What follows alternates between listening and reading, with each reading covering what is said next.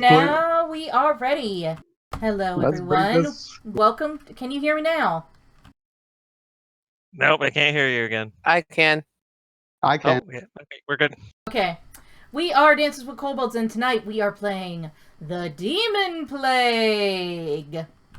Before we begin, please, in the doobly-doo down below, check out our Extra Life link and our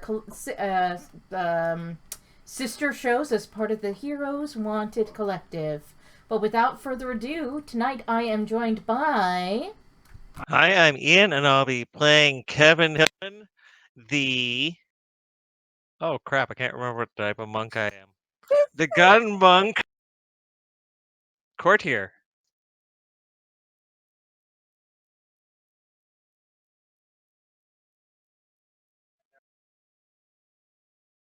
Do you want Nabil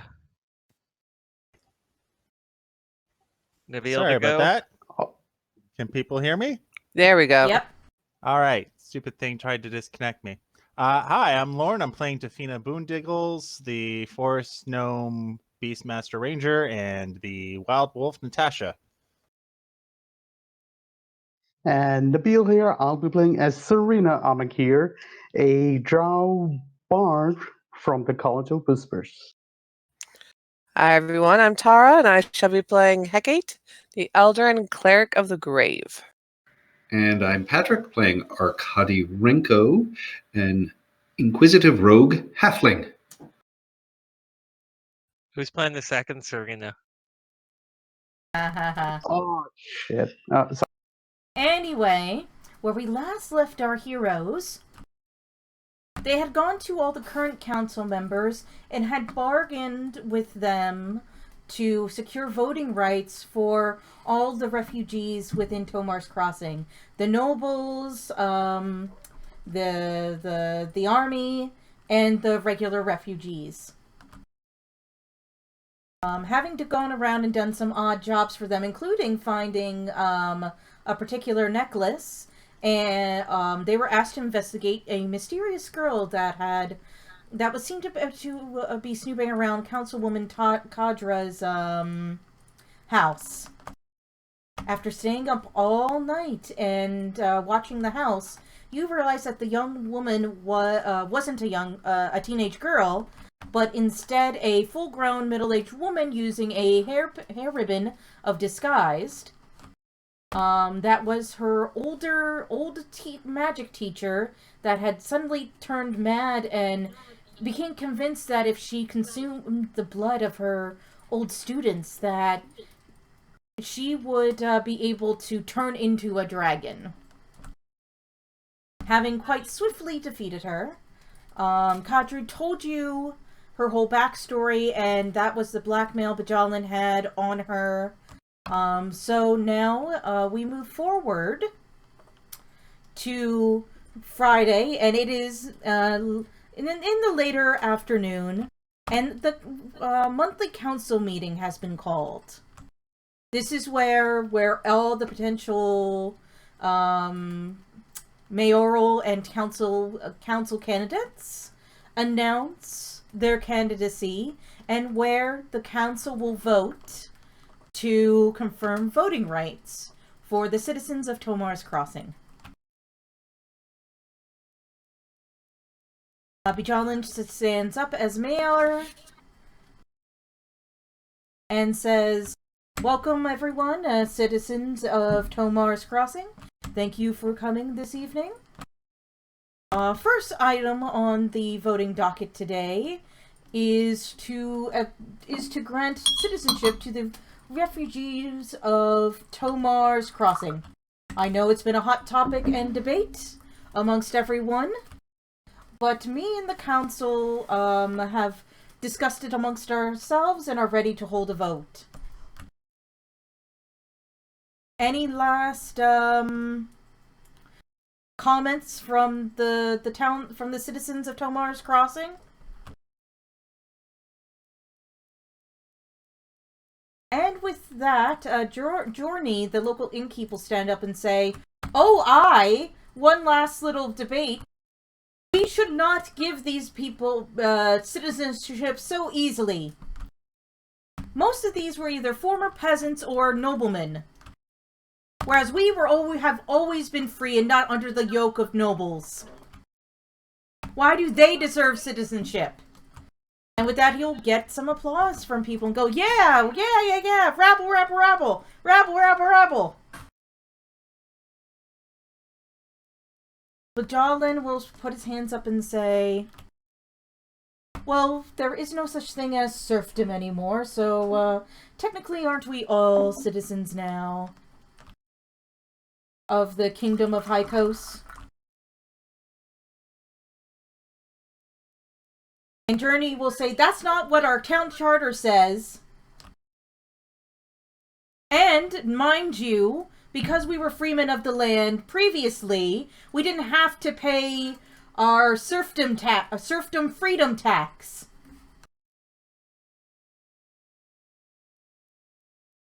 Are these new nobles going to make us pay? Rabble, rabble, rabble, rabble, rabble, rabble. Anybody want to add anything before I continue on, or? Hecate is probably going to stand up. She's still in her summer persona, so red hair, green eyes, very stern facade, and she will be like, if I may. Of course, matron. And she will turn to the innkeeper. Yes, it was? Journey the innkeeper. We are all citizens of Hykos, as we are all children of the mother and the father. If their fate had befallen upon you, Goodman, wouldn't you want others to take... Oh, no, not pay. I don't want to say pity. To take care of your plight and aid you in what way they could? These refugees have nowhere left to go. They have been here in Tomas Crossing, and they wish to make it their home. Your community could only benefit by embracing so many new, talented, and professional, which isn't the word I'm looking for, but I'm going to use it, people into your midst and forging a new life for yourselves together. Journey will look at you and say, matron, you are kind as always. However, this is the real world we have here. And I wouldn't want people to help me out. I pulled myself out by my own bootstraps, and I expect them to do the same. How? Here. Oh, she's going to challenge them. How do you expect them to do this? They have little food. They have little money. How do you expect them to pull them up? But how do you expect them to pull themselves up by their bootstraps when they're little more than beggars in the streets? They need help, and it is upon you, as citizens of Hykos and as good, decent human beings. And she's going to stress that part, to at least give them some form of aid so they can make new lives for themselves. Journey will say, I pay my tithe to the church as much as any citizen of the crossing. You can feed them and figure out what to do with them. Otherwise, it's up to themselves. That's what makes us as a community strong. A community so against change and so against helping their fellow man is weak and shall fade away in the end. And she'll sit down. He'll sit down too. Anyone else before I continue on? I don't have any good bullshit. I think Serena wanted to do something. No, I just wanted to inside check when he said that he had no help and he came up on his own. Yeah, it's a real 9 mile for him. I just wanted to inside check that. All right, roll insight.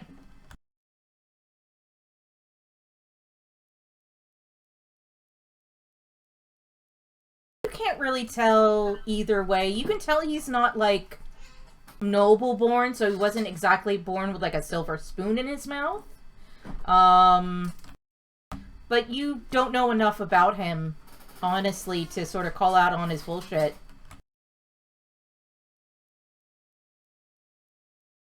He's really, with a 90, you're just like really kind of like, But you can say like, oh, you never had Anyone help you at all in your life? Metagaming for 1 second. Trust me, you don't want Serena on the floor because she's gonna just bring out all the wrong information, and you don't want it at this stage. So Serena is gonna. Because if I had to say something, trust me, it's not Twitch friendly. So I'm sitting down for this right. Discretion Okay. discretion is the better part of valor for her right now. I literally, as a player, am biting my tongue to shut myself up from talking.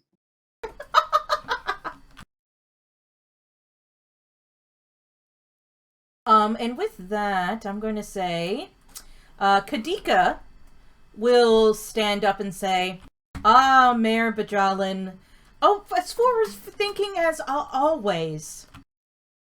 House Leybourne thanks you on behalf of all the refugees of Tomar's Crossing, and will remember your forward thinking and kindness." And he'll give a little curt bow and sit down.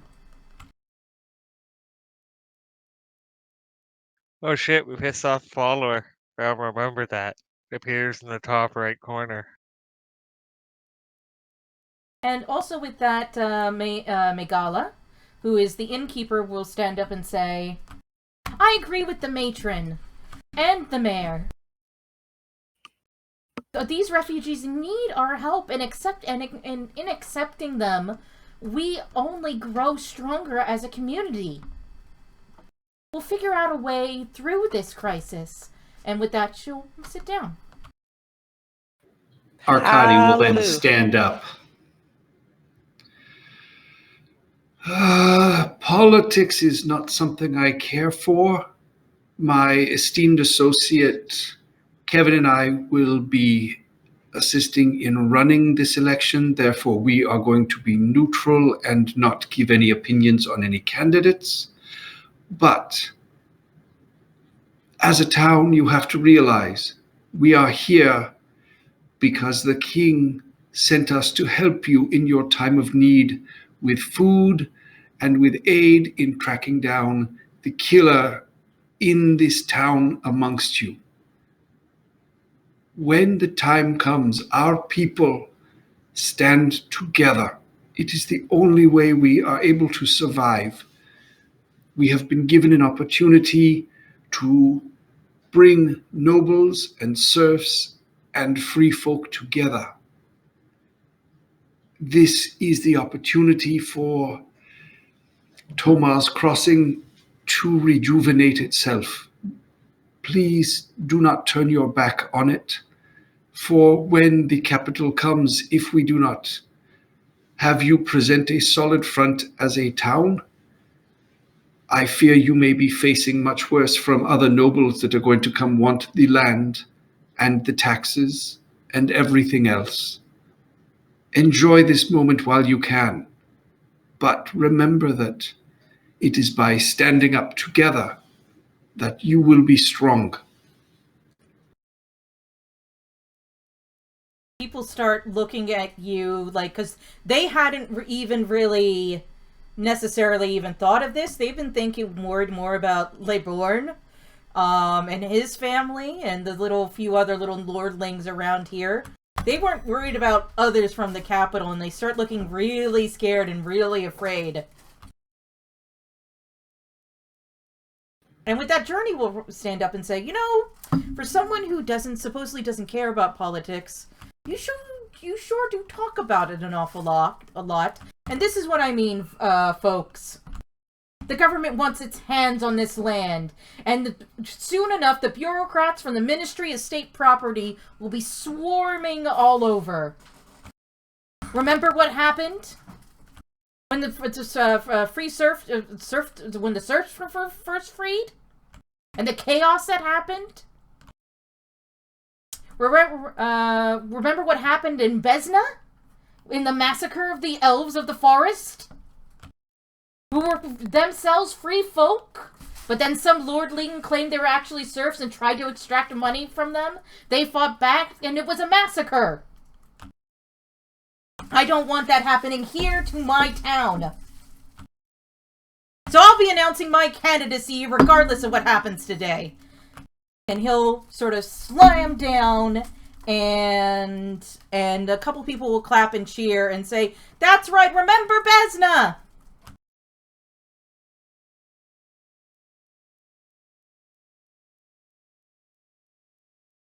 Any other comments from before I continue? Wait, was that one pro everyone gets the vote or against everyone gets the vote? Because it could go either way. He's against everyone getting the vote. He wants the refugees just gone and out of town. Because of this situation, basically, to explain it better, serfdom was only recently ended about 15-ish years ago, 15-20 years ago. And as a part of the serfs being freed, they had to pay this huge tax for their land. It's actually, a lot of times they had to pay like 30% more than what the land was worth.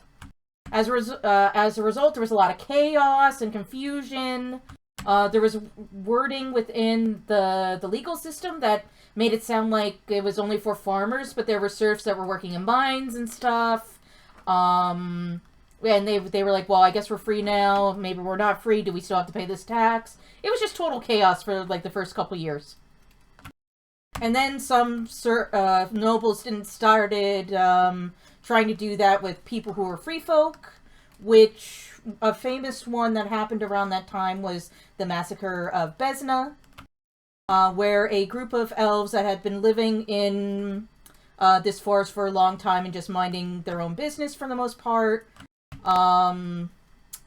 stood up to a local noble family that tried to say that, well, you owe us all this money for this land. This is actually my land, F you.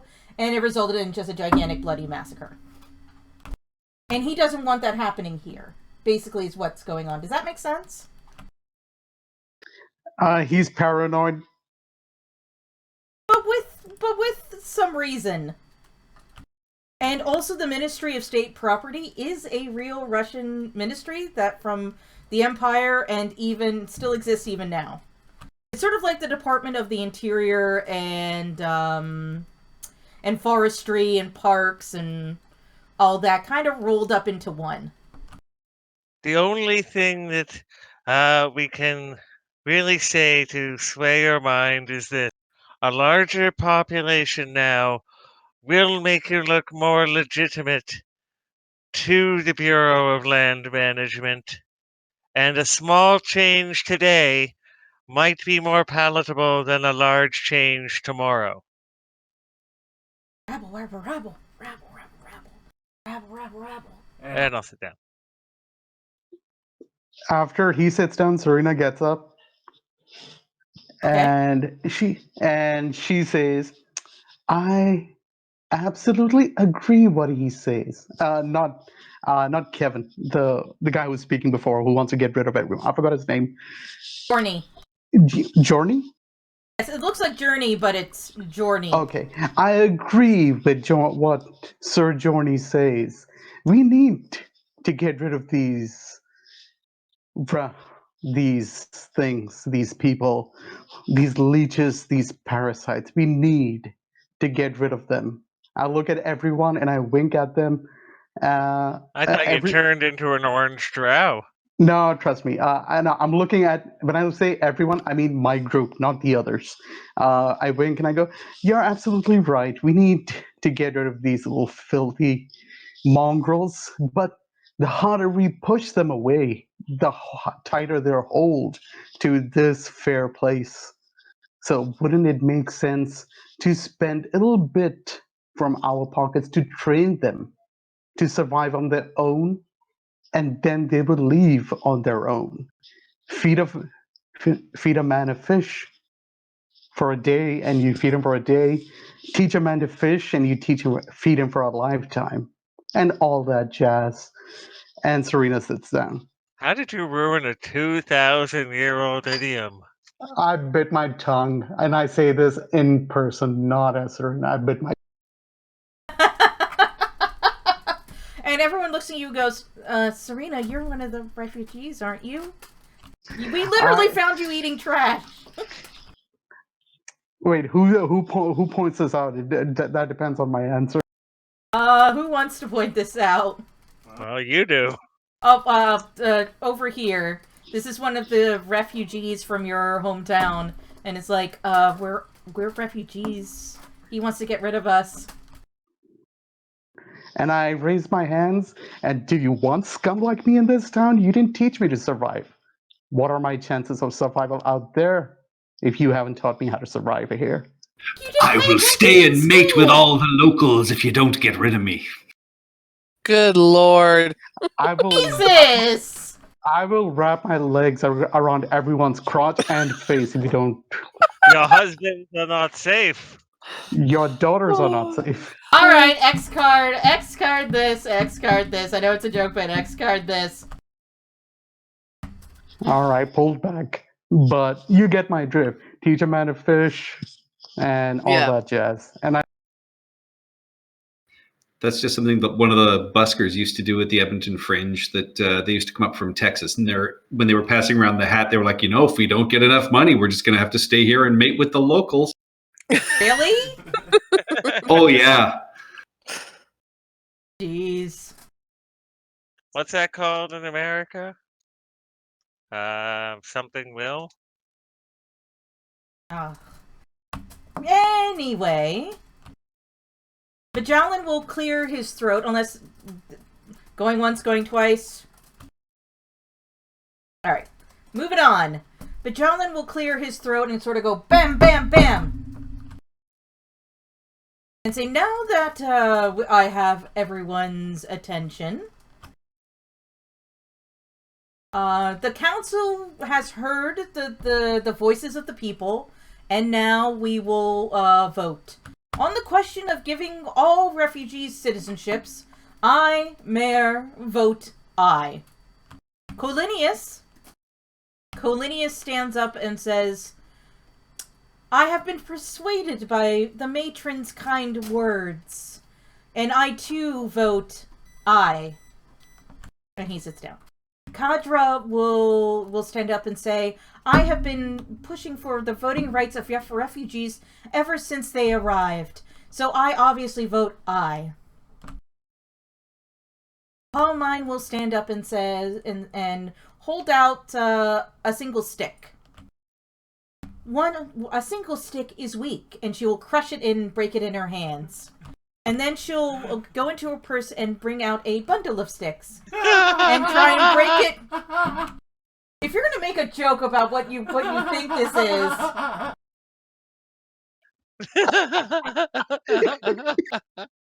don't ruin my dramatic moment, Ian. A bundle of sticks. quickly finish it because I'm catching his laughter. Okay, she will take out a bundle of sticks, but all of us working together are strong and will be unbroken. So I too vote aye.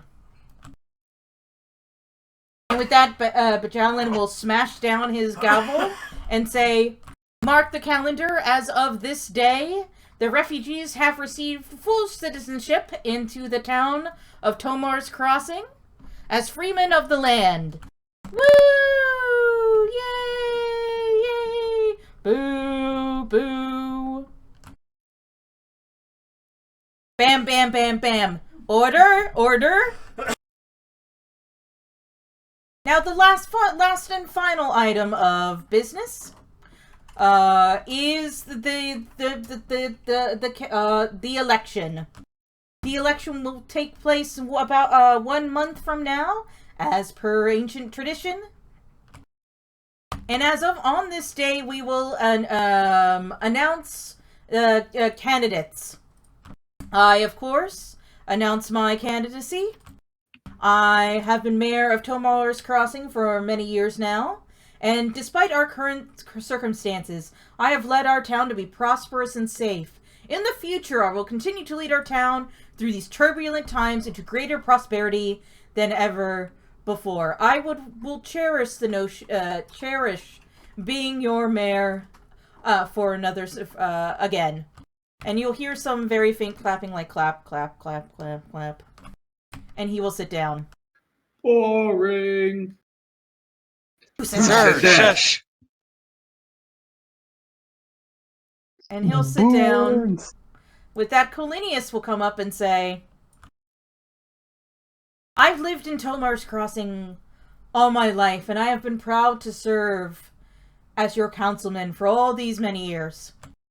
I've hunted with you, I've laughed with you, and even suffered with you.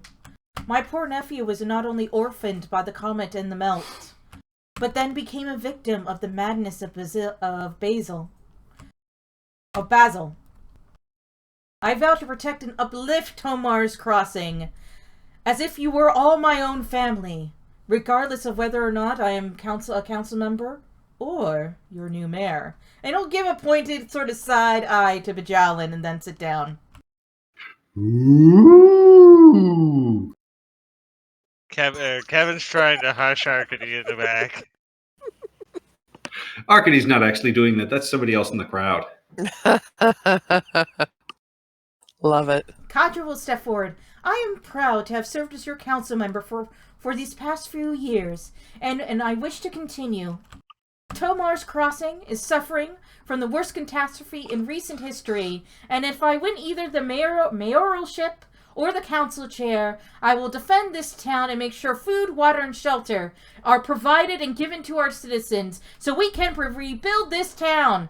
Woo! Yay! With that, she will sit down. Palmine will step forward. I've been your council member for many a year, and I pledge to grow this town and lead it into a new era, defeating the menace that threatens this land and ensuring a lush future. And she will also sit down. With then Bajalin will say, now that the incumbents have announced their candidacy, we leave the floor open to anyone else who wishes to join in the race. I, Tafina Boondiggle, do humbly enter myself into this race as a tertiary option, and hope that you would endorse me and help that we could lead a bigger, brighter future.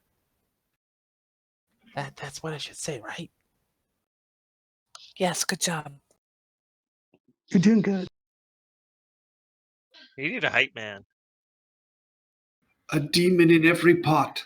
Oh, no, don't say that. Hecate just looks at Kevin when Kevin says a hype man.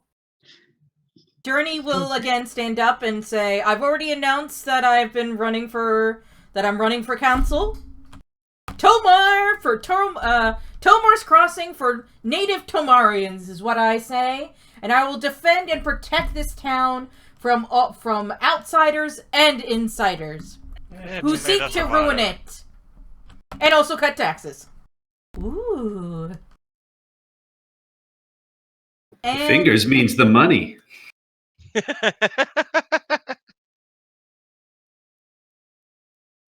Sorry. I like that reference. That's awesome. And with that, Kadika will stand up and say, yes, thank you all, and thank you, Bajalin, for and the rest of the council for their wisdom and kindness in regards to the refugees.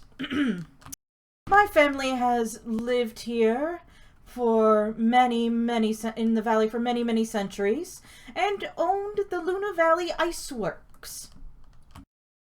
This has led us to great riches. I announce my candidacy. I am exceptionally well educated, spent a few years in the bureaucracy myself, and also I pledge to turn this town around by running the town as a business. Ooh.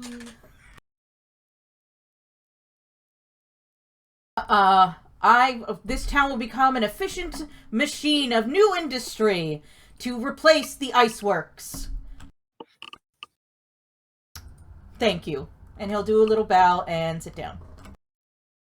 And with that, finally, Magala will stand up and say, I am your a local innkeeper, and as you are all aware, I've opened my inn's common room to refugees who are in need of a place to stay, and the status of refugees has always been at the top of my mind. I am tired of seeing all the corruption and damage that has been done to this town over these many years. And I see this as a new opportunity to reinvent ourselves and lead ourselves into a glorious future. Thus I announce my candidacy. Thank you. And with that, Bajalin waits a little bit and says, "All right, I believe that's it. That's all. We now open the floor to general comments." And with that, Steelcrest will stand up and say, "As you all know, I am the leader of the Order of the Last Bastion Knights, and we would like to officially announce our support for Kadika Leborn for mayoralship or council membership on the town council. He is well educated, he knows how government works, and he will lead this town into the future. Thank you all." And with that, Genius will stand up and say, "Thank you all. I would like to officially, as leader of the Sweetwater refugees, I would like to officially announce my support for Tafina. Tafina helped us solve the market murders with her merry little gang, and made sure that the situation was held under control." Point of order. Yes? I'm a guy. Oh, crap. Did I say she? I didn't mean it. I'm sorry. He made sure that things didn't get out of hand, and he had a calm head even though tempers were flaring and accusations were being bandied about. So I officially give my support to Tafina.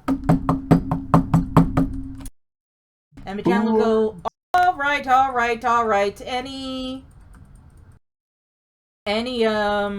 Any other comments, questions, etc.? No. Okay. If there's no more comments, I hereby close this town council meeting for this evening. Good look out there, all you new candidates. I'm sure you'll do quite well. And he'll have like this crocodile sort of shark smile on his face when he says that. That might be probable cause. Alright, now before we head out to the burrows the next morning, is there anything you guys want to do? Get some hay for the burrows. No, it's not like...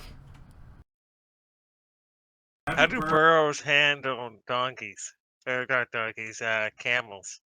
Is my camel going to be an issue playing with the burrows? I would have assumed that burrow meant neighborhood. Burrows Oh, are good. the underground... You get the sense that burrows are the underground sort of, You mean barrow?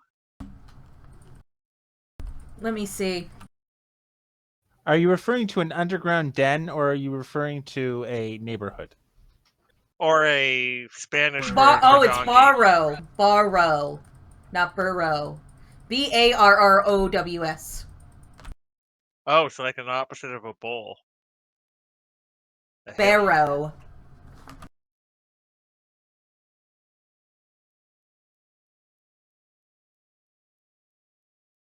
Okay. Let's head there. Alright, any last minute supplies, shopping, etc.? No, basic replenishment of bolts and weaponry, and I think that is about it. Rations and stuff like that. How many days' journey do we expect it to be? 3 days journey. What do we know of the area? You know it's going to be exceptionally muddy and probably a little bit rocky, but it's hard to tell because about like 2 months ago there was a huge sheet of ice here. This is just freshly uncovered.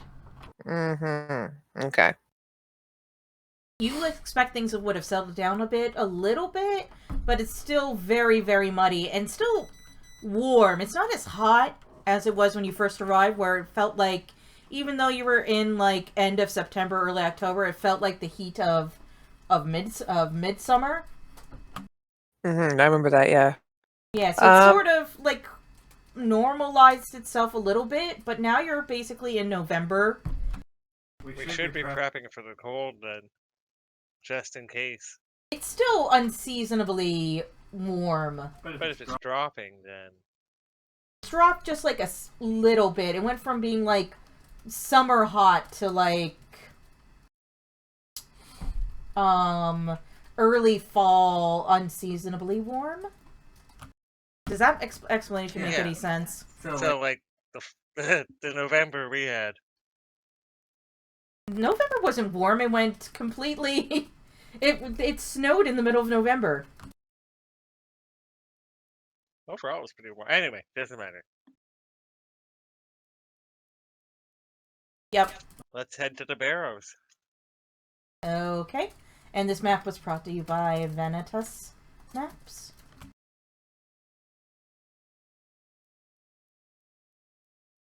Let me get that map together. So, What was the name of the flower in Lord of the Rings that they put on the graves of the Rohinians? Oh, I forgot. Long has it grown on the graves of my ancestors.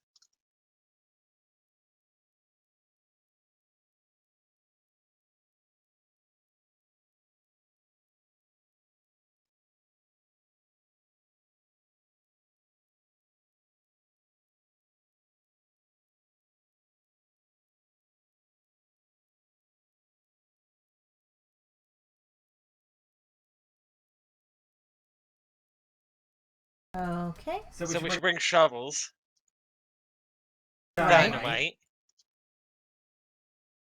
in case we have to blow open any of the barrows. What else? Food supplies, fuel,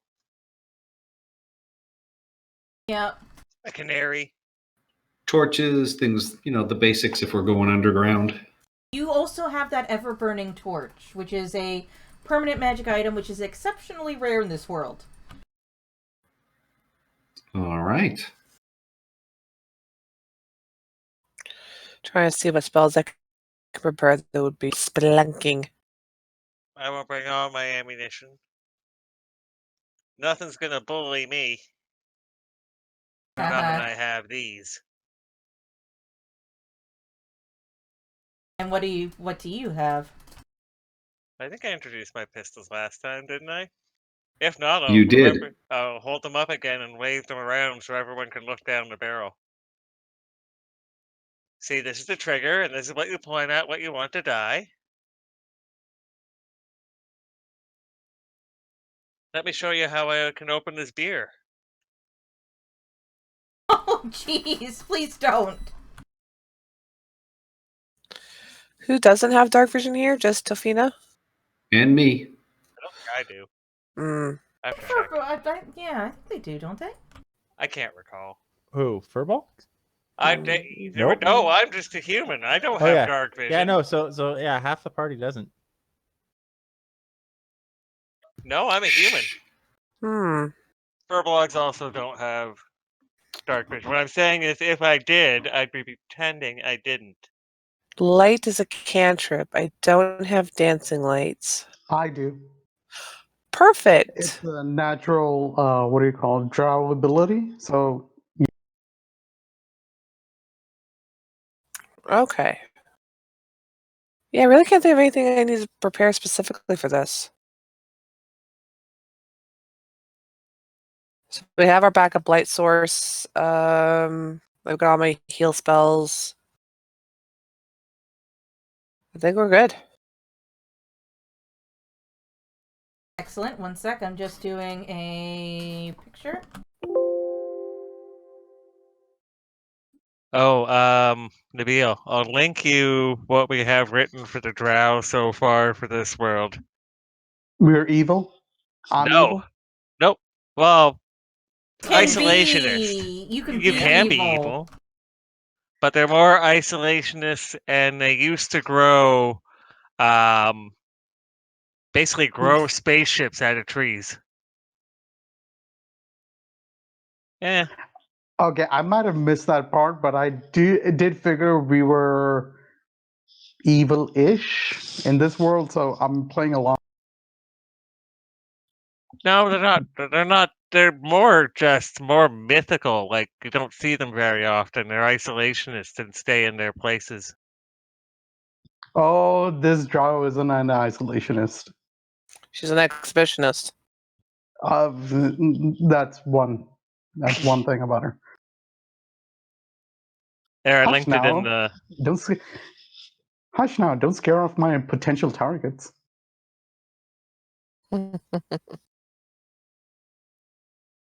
All right, into the barrows we go.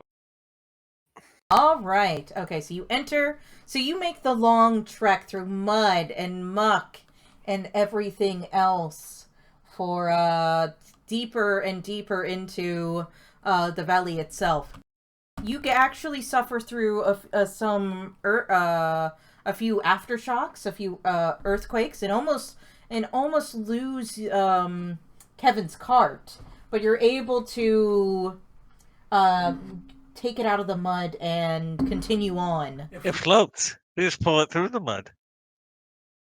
Oh, are Yeah. you still going to with the boat? It's a rowboat with wheels. It has a gun on it. No, remember we left that with the soldiers. Oh, okay. So you had like a We also- rowboat cart and a cart. No, it was always a rowboat cart. Okay. So yeah, because of this magical floating ability, you are able to continue on. Buoyancy may seem like magic, but really it's physics. Buoyancy is magic. You just keep going deeper into this destroyed, desolate, mucky, gray, dark kind of landscape until you get to roughly on the spot on the map that Harriath and Bazig showed you. And flavor text.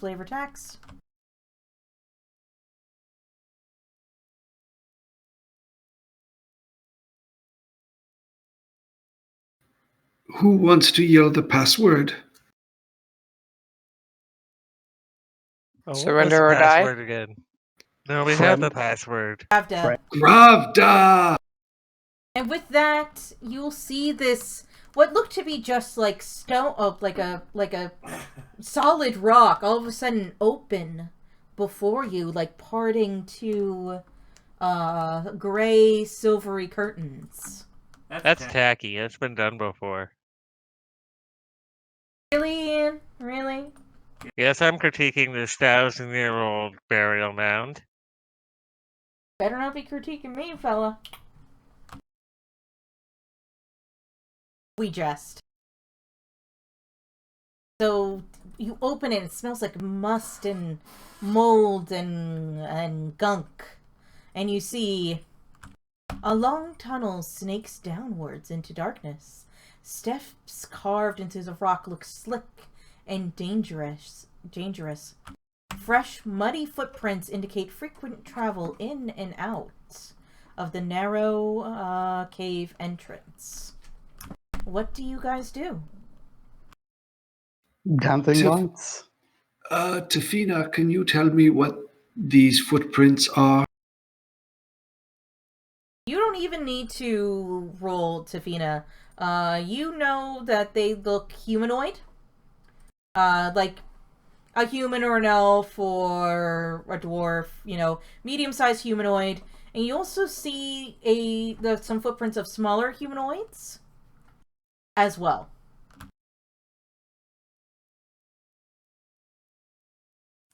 Okay, So I'd to be a say friend for exactly Tavina. that, because I don't know how else to phrase it. How fresh? A few That's a days good old. question. 2 days old, I'm going to say.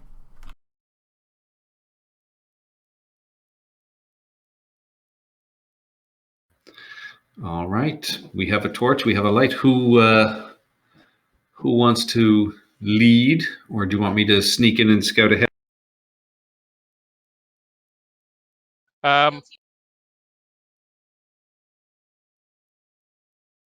Sorry, say that again, Patrick. Steph was asking me something.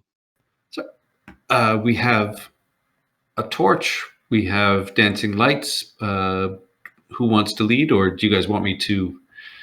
I mean, I'm not going to be very good at sneaking ahead because I'll have to use the torch for light, but I can certainly try and stealth ahead and scout a bit. I can probably join you in the stealthing. I can cover you both. If we're trying to stealth, Hecate will stay at the back. Yeah, I'm not bad at being sneaky. I'm just not good in the dark. I don't I see am. well. I am the same. I believe Serena is and Hecate is probably our best bet for seeing in the dark. Okay, I guess we have to have lights. And Serena, do you want to go forward first? I'll take the lead on this We one. could All right. send the lights forward first, the dancing lights, so it blinds whatever it sees, and then gets behind them and silhouettes them for us. That sounds like a fine idea. All right then. As you start going down, down, down, these steps are slick with water. You get the sense that water from the melt has been slowly dripping into this cavern for the past 2 months.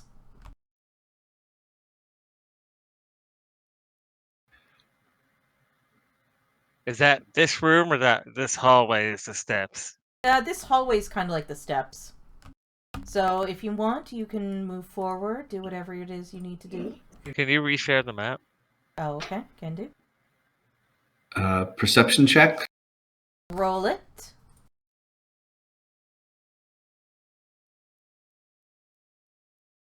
Arcady!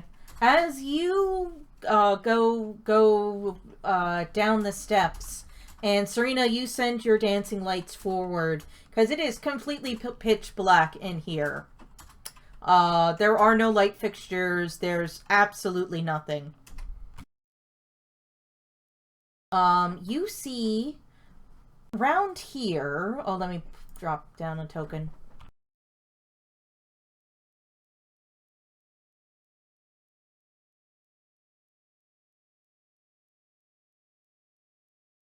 These 6 lumps in the mud that has accumulated at the bottom of these steps.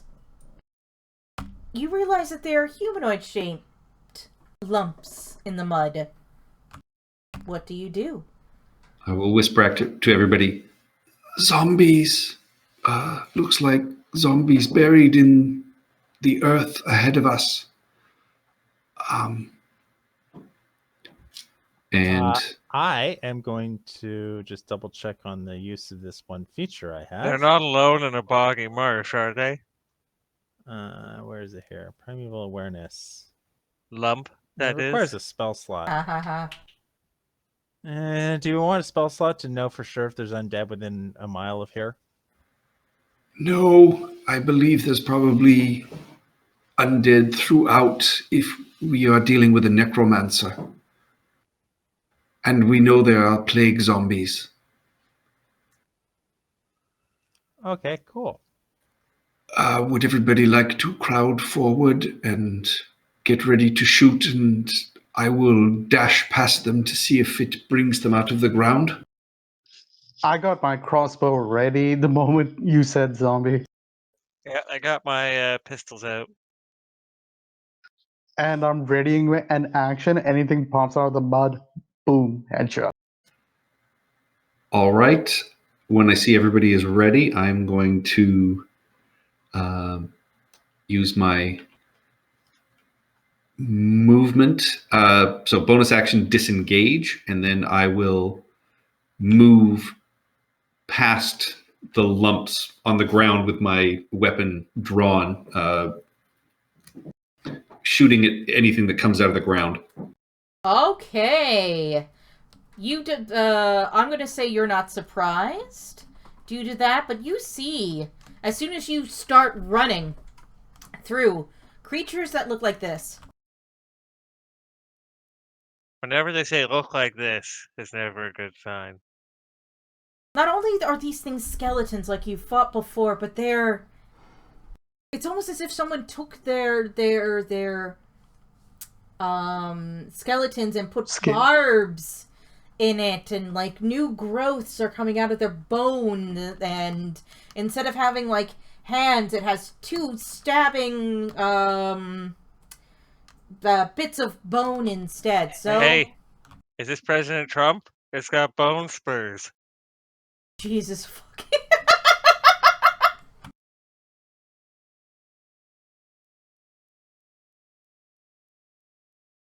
Well, one of them does have a little bit of an orange look.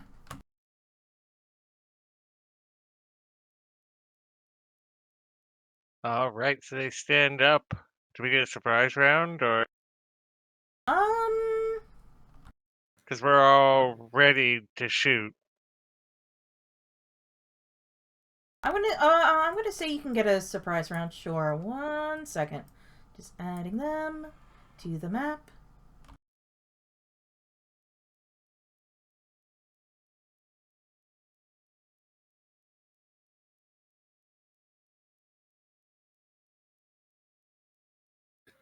Oh, they're super zombies.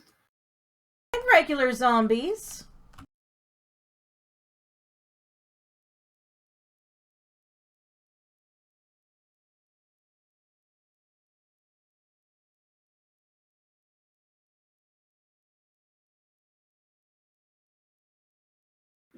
I have made a grave mistake. Oh yeah, you have. I'll save you, sir. It was nice knowing you. At least you disengaged. All right. I did. I have rolled all initiatives. Tafina, you go first. And this will be I'm just using this as the surprise round, because the zombies aren't smart enough to know that you noticed them and prepared. So, Tafina, you can go. All right. So, assuming I'm still being heard right now, I'm going to instead target zombie number 3. We're going to bonus action cast Ensnaring Strike. Shoot And her. then we're going to shoot her. Oh my! Wow. It just went through the bones. Oh, so The dog just like reaches down to sniff while you're sitting on the back trying to aim. Well, okay.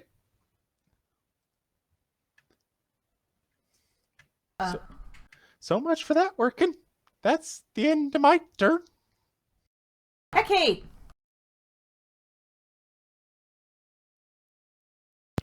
All right. Where did I put the map now?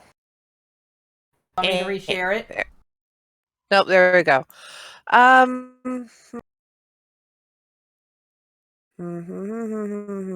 You know what? I'm going to give this a shot. Sorry, Arcady. I am going to move up, and I'm going to try a turn undead. Just to try and give us some room to, like, get in there and start wailing on them. So I brandish my holy weapon, and I say, "Back, you foul beasts, in the name of the mother!" And then you make a DC wisdom save. Where? No, not grave domain. Channel divinity, turn undead. As an action, present your holy symbol, speak a prayer. Each undead that can see or hear you within 30 feet must make a wisdom saving throw. Right? You select the ones you want and hit the save button. Remember, it's Control click to select them. All right.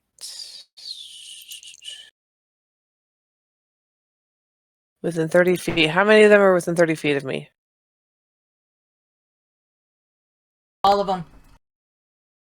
All right, so I select all of them. I think that works. I don't have this set up for.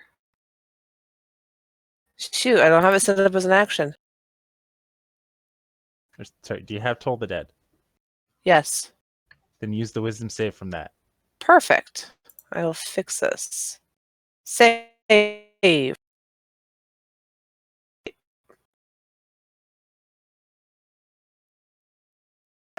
All right. So did they all fail? Oh wait, no. Number 3 succeeded. That's it.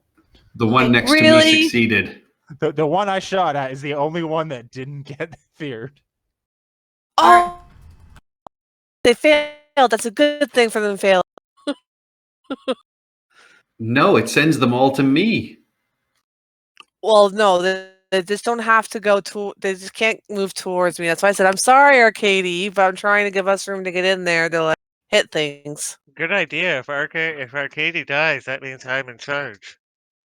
Well, the other thing is they have disadvantage on all attacks against you because they could see her while they move past you if they try to attack. If they turn around and face me, they are not facing. They cannot see her. I'm assuming that's the end of your turn. No, I'm gonna move 5. I will take the attack there.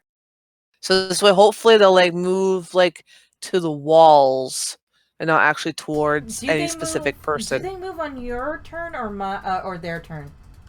It's on their turn. It's just Okay. whenever they move, they can't move towards me. They have to move away from me.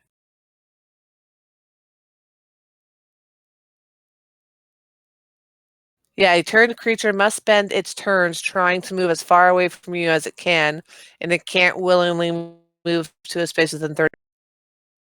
Cannot take reaction. For its action, it can't even attack. For its action, you can only use the dash action or try to escape from an effect that prevents it from moving. Oh wow. So they're basically incapacitated. They move away from me, they run away from me, or they dodge. That's it. That's all they can do. Okay, Arcady. Excellent job. All right. I am going to target Super Zombie 2, so I get my sneak attack.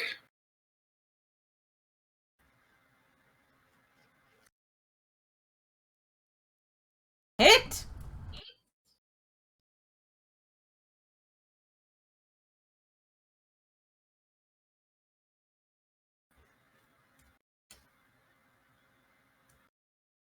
Hit. Heavy damage. That I will move to here, and that's it for me. All right. Natasha is not doing anything on her turn. No, Sasha is currently acting as my mount and gonna move with I move, basically. Kevin, you have shiny new guns. Yep. So I'm gonna come up here, and I'm gonna fire them both at Zombie 1 because they're skeletons, right? Not zombies. They are skeletons. Okay, where's mine? They're skeletons with the name Super Zombie. Yes. That's the first one, and the second one. Oh, I didn't have. I had both my check. They were reloaded. I just fixed them. Okay. And second one hits, and done. Yeah, that second shot wasn't all that good. Alright, so this is a surprise round. Serena. All right, I can't do much because both Kevin and Tiffina are in the way, so I don't have a good line of sight. So I'm just gonna have an action ready if anything other than my team pops into my line of sight.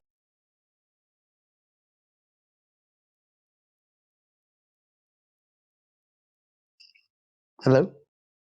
Yes, so what did you say? I am not going to do anything because my line of sight is being blocked by Kevin and Tiffina. Tiffina on my right, on my left, right, whatever.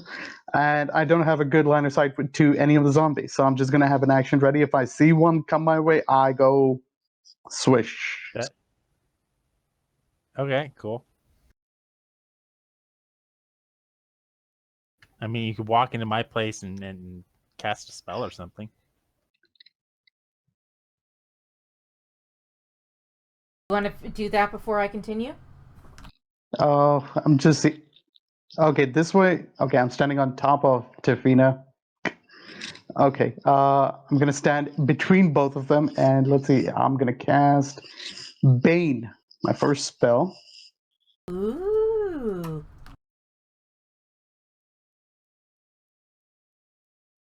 Nobody And cared before I put on the drow. yeah, wrong, wrong Bane. Okay, the Bane is casted on three of them, I believe. Yeah, three of them. So I'm casting it on Zombie 1, Super Zombie 2, and Super Zombie 3. And it's not an attack. Unfortunately, now we're all in darkness. How are you all in darkness? Because I had to turn off my dancing lights to cast Bane. Oh, well, you have that ever-burning lantern. Oh, you have to select them, the ones you want, the one you want, or the ones you want, and with control click, and then hit the save button in your actions menu. Oh, snap. Okay, that was my bad. Okay, Bane, and here it is.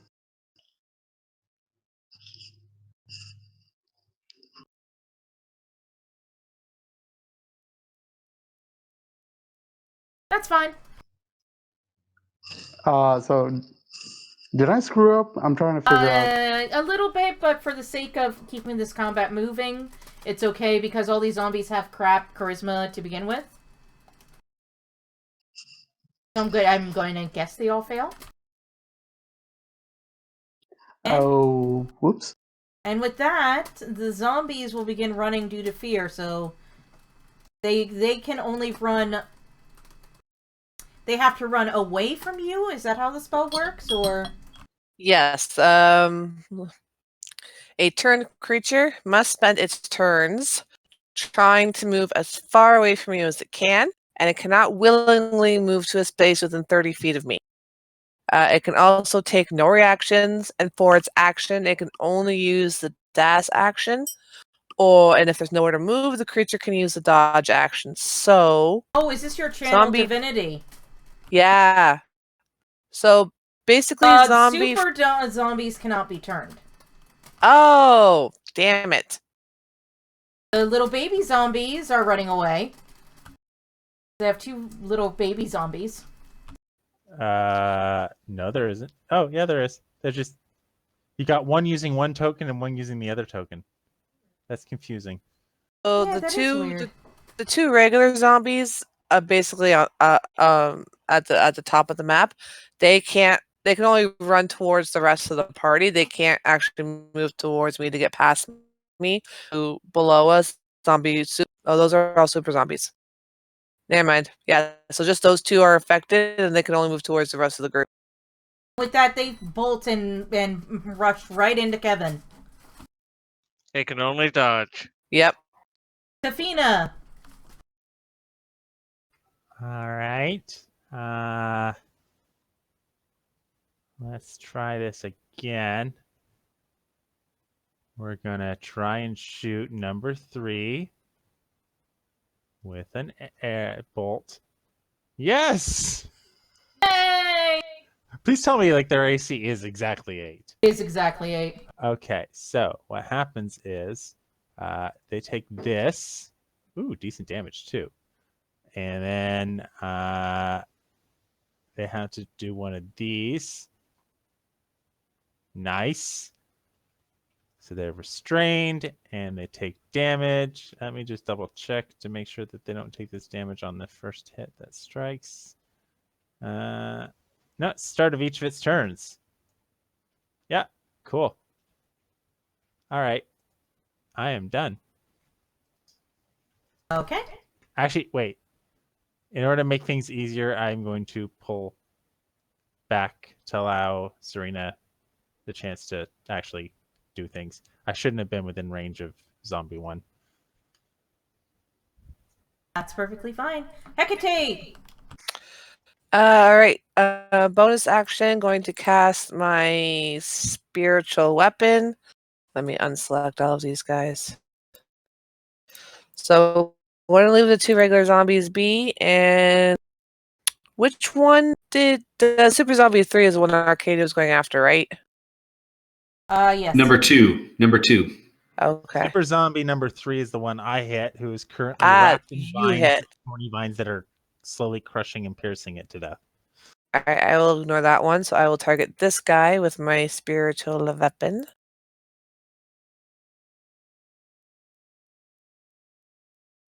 Is that a hit? It's a hit. Hey, roll that sweet damage.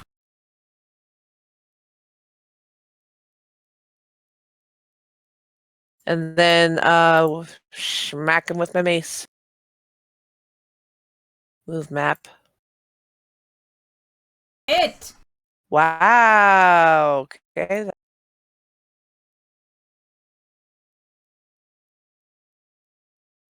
And that's it. Okay. Arcady! First shot at Zombie 2. Nice! It's dead.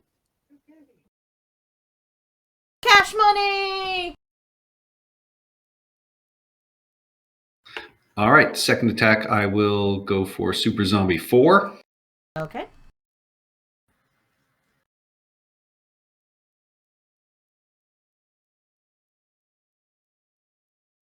Hit!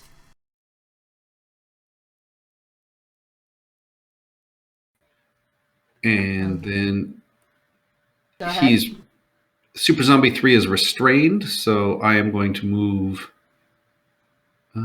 Actually, no, I'm not going to move because that'll allow everyone else to. How is he restrained? I hit him with Pierce, or what is it called? Ensnaring Strike. Oh, right. Thank you. I will move over to here just to give some space to everybody. That is it for me. Okay.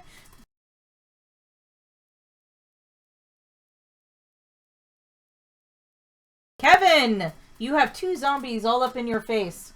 Yep, and I'm gonna use shoot. My pistols would be an improvised weapon if I hit someone with them, wouldn't it? You could just put it in a holster and punch him. Oh, it's my mission. You're a monk. Yeah, Just no. punch the bastard. That's what I'm gonna do. I just thought I could make it all cool and hit them with the butt of my guns. But I'll just elbow them in the head. Alright. Actually, on first one, this is on Monk or the zombie in front. And second one to finish it off. Damn it, Fill son. up. Why won't you die? Do you want to spend a key point? No, we'll save it. Don't know what's coming. Super Zombie number 1. It's gonna go right up to Hecate.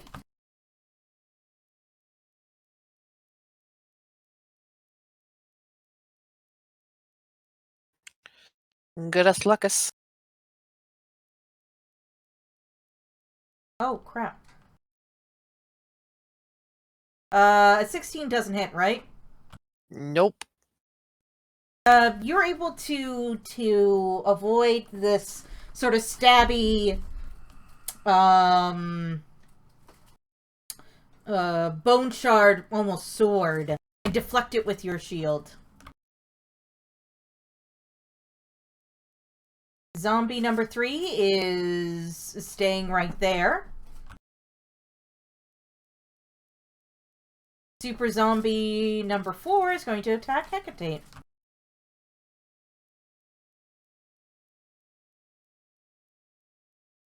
With a fucking crit. Bastard. And max damage! Ow! I need you to make a Constitution saving throw right now. Oh, she's gonna say that with Vietnam. Zombified. Wrong page. Con. Yes. You feel as these bone shards, as they slam down on you, they prick your skin a little bit, and you feel just for a moment a little under the weather, but you're able to shake it off. If I can, as a free action, I will just be like, don't let them touch you. It's poison. You totally can. I do it. Zombie number 1 can't... Is it their only turn until they get damaged, correct? I Yeah. think they're just turning Yes, until it it is ends. correct. Yeah. If they're damaged, I think Oh, it's turn damaged for or until the 1 end. minute. Or... Yeah. It misses. Zombie number 2 hasn't been hit yet, so it's still feared, and it's just gonna stay that way. Serena. Serena's gonna put a crossbow bolt in zombie number 1. All right. Maybe we can finally finish it.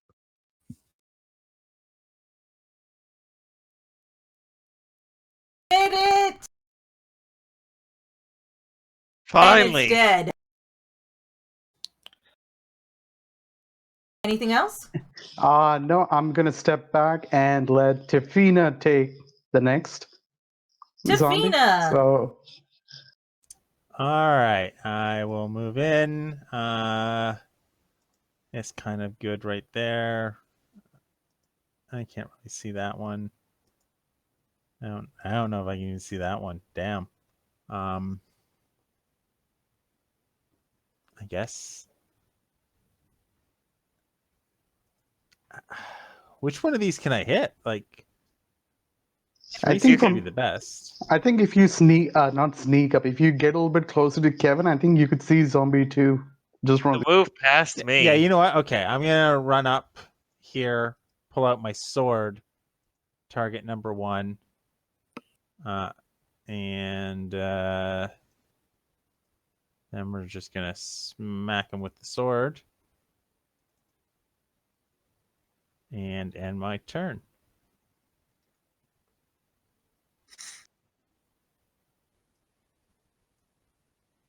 Yeah, I'm done. Hecate. Alright, spiritual weapon. Okay, that guy's dead. So I have to redirect now. You're restrained. You guys are super zombies. Let's go after super control. Select. Spiritual weapon. Where did you go? There you are. Yes. Hit. Heavy damage. Woo! And then smack. Yes. And I stay where I am. Arcady. Keep shooting at 4. Follow up on Hecate's damage. Hit. Dead. All right, moving to Super Zombie 1.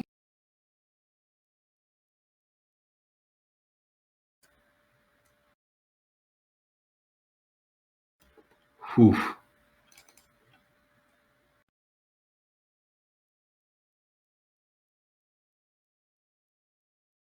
All right. Is that the end of your turn? Hang on, I don't know why it gave me. Oh, I must have had shift press when I pressed the damage. No, because my sneak attack still gets one more d6. Let me just roll that. Boop. So an extra 4 damage. Or sorry, no, an extra 1 damage. Zombie number 1. All right. Okay. And then I will move up right in front of it to hopefully get its ire instead of Hecate. Great. Kevin! All right, I'm gonna move past Tafina and come around to this side of the zombie. And we will hit him twice. First. Oh, I should target him. You hit. Yep, I know I hit. I hadn't targeted him though.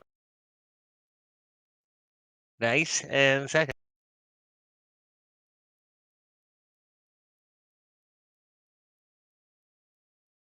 Well, let's spend the key point.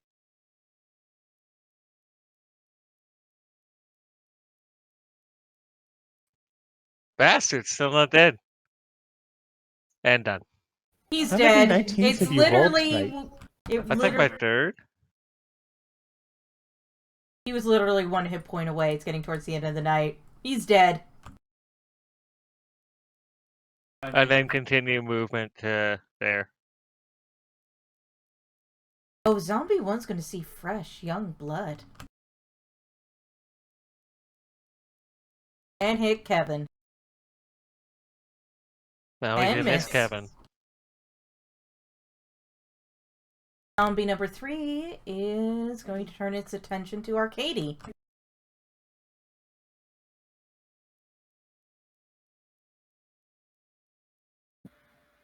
Still hit! What did it roll with? Wow. 2 19s. It rolled 2 Oh. 19s. It has Bane on it. Isn't it supposed to deduct D4? Already from that roll? did. It already Really? did. It deducted 1, and then it adds a plus 3. Oh, shit. Alright. Arcady actually tips his hat to that. Alright. You take 2 damage, and roll me a Constitution saving throw, Arcady. Ooh, this could be bad.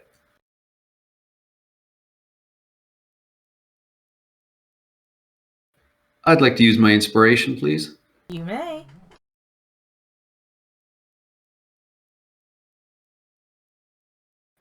Hey, 1 better. You are now, poisoned.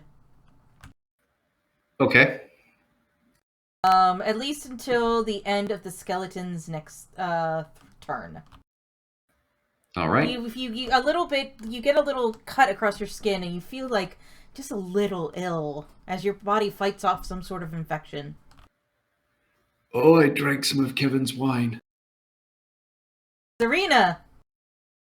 All right. I move up right behind Tafina, and I see, and I'm gonna add a couple of, not a couple, just a crossbow bolt into its head, making sure I don't hit Arcady along.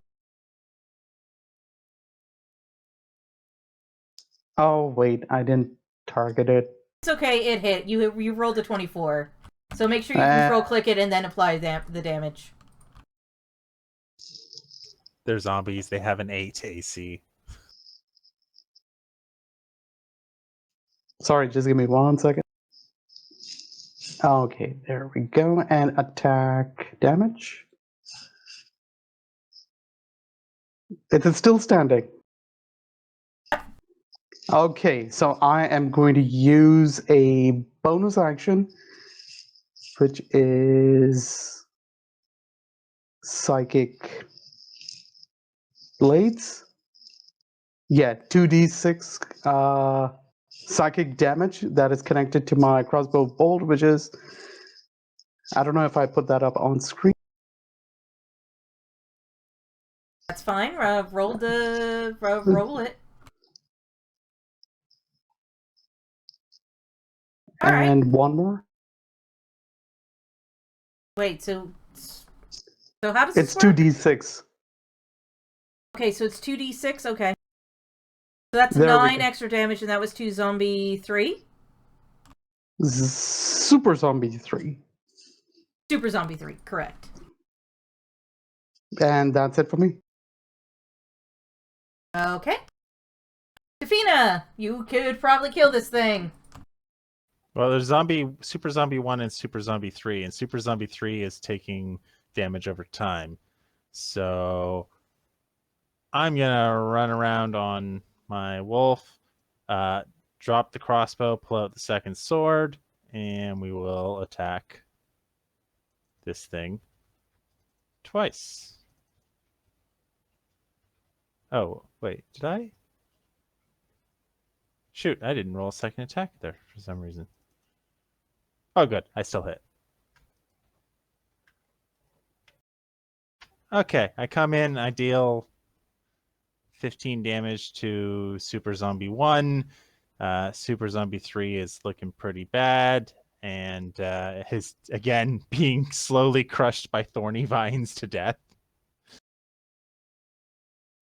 Alright, roll that damage. It automatically applies the damage. It just has really shitty rolls for the Well, last few turns. you rolled it a has. 25. That's because I noticed I rolled a 14 to hit on the first attack, applied 2 damages, and realized I didn't roll a second attack hit. Oh, okay. Perfect. So I hit, I dealt 15 damage, I'm done. Hecate!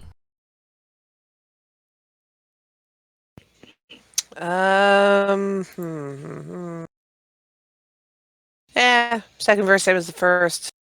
Spiritual weapon. Hit! Is it dead? Well, you didn't attack it. You didn't control click it, but let's see. Oh, I honestly thought I was still targeted on it. My bad. So that would have been Super Zombie 1 then. Exactly the amount you needed. Awesome. So then I'm going to move forward around Arcadia here. And then control. There we go. Haha. And Hit. Roll that damage. Whoa. You'll probably kill it.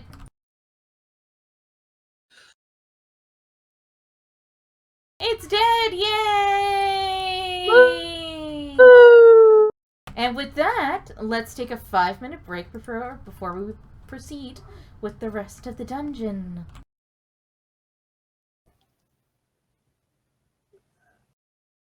Alrighty, bareback. Who needs healing? I think Arcadia would need it. Nope, I'm only down 2. I'm just throwing up in the corner because I'm poisoned. Do I have anything that can help with that? She said it only lasts until the end of the creature's next turn, so it's going to end right away. Okay. You sure, Arcadia? I've got heat metal. We could boil the poison out of you. I'm good. Oh. Alright, so I've used a second level spell. And I'm going to use one of my healer's kits and heal myself.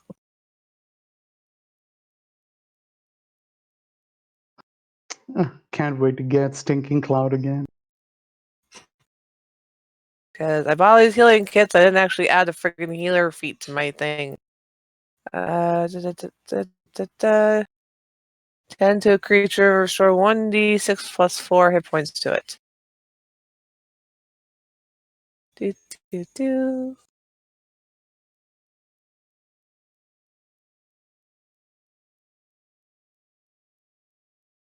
Two, 8 hit points back.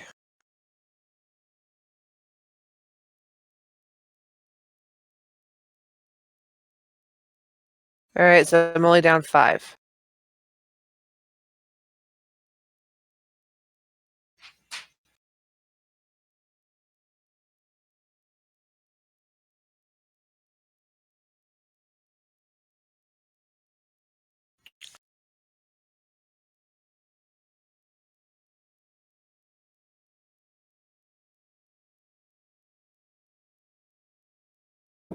So, Tara, did you get your uncle to break out too? Unfortunately not.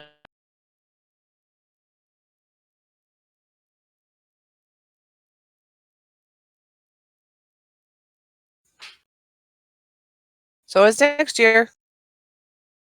Yeah, I've been saying that since day one. Hey, I'll come in next year, but that shit never happened.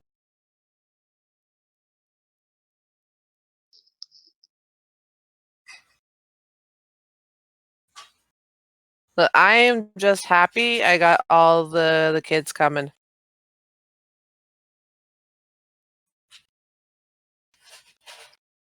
So, what is an epic D&D?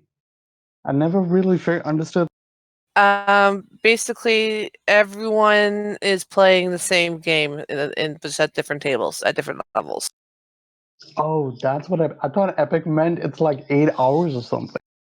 No, it's still 4 hours, but there's also I was only at one epic. So the epic last year, everybody was in one room together. They were all playing the same story, just in like at different tables. They were doing their own thing, but they're all like playing the same story because basically on a ship and we were being attacked and different tables were on different levels and different squads doing different things. But the end goal was to was save the ship basically kind of thing or something like that. Well, okay. You were on last year at Breakout you're talking about? Yeah. Yeah, that was Stardock, which is you're on the asteroid that's orbiting Toril, and was it Mind Flayers or was it Githyanki that were assaulting it? One of I the think two. it was Mind Flayers. Yeah. Basically, each epic has an overarching story that you're all contributing to. My favorite is Reclamation of Flan because you're literally assaulting a city that's been taken over by a dragon. And you also kind of work together. Like there last year, people, yeah, because it was like, oh, you have to find, what was it, secrets and clues or something, and people were running around different tables, like sharing information, and yeah. Yeah, a lot of the newer ones are really good for their role play segments. The Port and Anzaro ones were really, really good with that, where they had actual segments where it was all role play. And you could choose to do that or the combat or the exploration. Yeah, in the one that I'm running on at Breakout, it's tier 3, and 3 of the optional events are to go persuade people to come help you fight or aid you in some way. One, the group has to make a speech together, and then another one are other different ways. But yeah, it's half of them are a choice between combat or role play. Yeah. I remember the most recent one I've run, or I was supposed to run, but we didn't have enough players because it was at a library and no one goes to that event. It's a dungeon crawl where it's basically it takes place immediately after was it El Terrell or El Tegard? I forget the name of the city, the one that has the big sunlight. Just as it's pulled into Avernus, that's when the epic begins, and you're there for a funeral. So the first bit is you basically arriving in town and seeing a bunch of weird cultists doing stuff and trying to stop them. And then the second part is, it's split up based on if you're tier 1 or tier 2 on which of 2 levels you go to. Like, for example, tier 1 has 2 separate things they can do, and tier 2 has 2 separate things they can do. And each has special missions on it that need to be completed to make the end part easier, which is basically for tier 2, you stand on the deck of an interdimensional ship that's basically like a TARDIS, using cannons that can shoot magic missiles to stop waves and waves of demons. Or if you're tier 1, you get in vehicles and drive around basically trying to stop a rampaging horde from making it to the ship and defeating all the civilians that you're trying to protect. It's really interesting. I played it as part of the Slot Zero, and it's a custom magic item for that epic based on the badge of the watch. So The it Hell was Rider really- badge. My dwarf Yeah. just picked it up. Yeah. It was a mess because I just played it at ZegeCon and like the opening section they have you like they give you an hour to do it.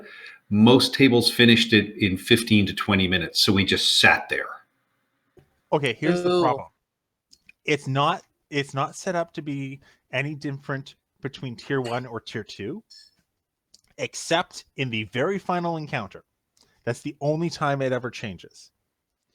So for the you're supposed to face like 3 or 4 cultists before you hit the final encounter of part 1, and each of those are just cultists.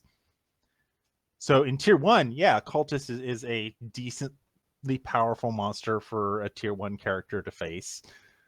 But in tier 2, when you're almost, when you can be up to 10th level, it's a joke. Yeah, no, we were tier 1 and we were done that fast. And then when you're exploring the underground, you have a choice of areas to go to. We had an area where there are these chains that are coming down that if you go through them, it's 5d10 damage. And we had to sit and wait for another half an hour before another special table got them to open up for us. Yeah. So there were a couple of moments where it was just like nothing but downtime, and like the poor DM was just like, "There's nothing we can do. You can't fit through it."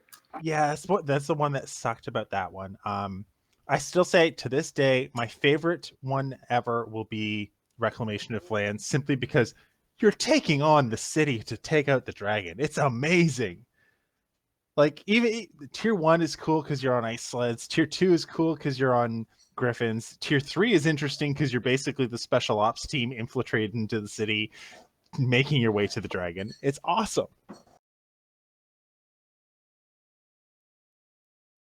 All right, Yeah, I'm back. Is everyone ready to go? Mm-hmm. Yep. Yes. All right, so you guys have defeated the zombies that were hiding in the mud in this area. You're now about ankle deep in mud. So it's completely pitch black in here except for your ever-burning torch. And what do you dancing do? lights. And the dancing lights, I which are can't- now back on. What do you guys do? Reload.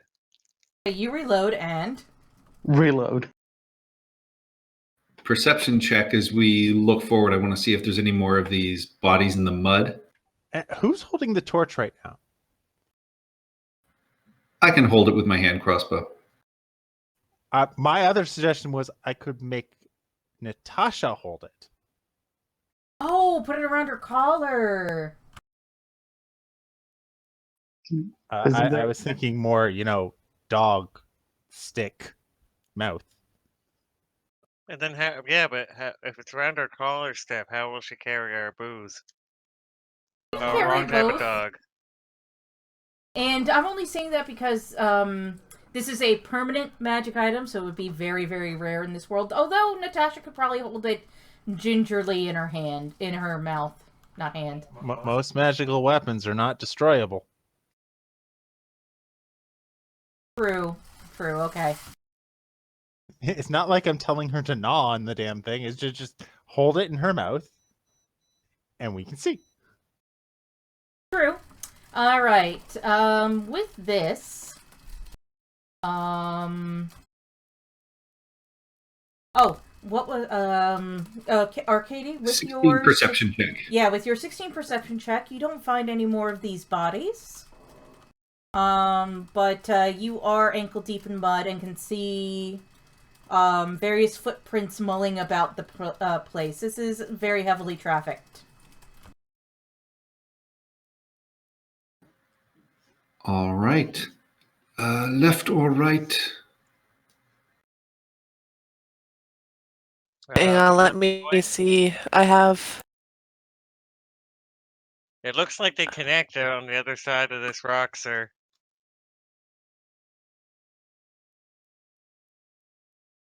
So split? No, I don't think they split. I think they come back together. I mean, we split. Oh, never mind. I'm not going to do that. I don't think we should split up. I mean, I don't think we will either way, because it looks like legs By now, going we around should be it. able to see much farther than 15 feet.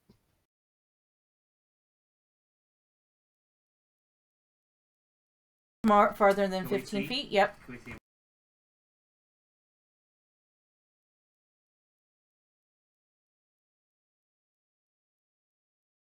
You see this little bit of jagged cavern crack here? It's not too big, you guys could jump over it. But you see sort of like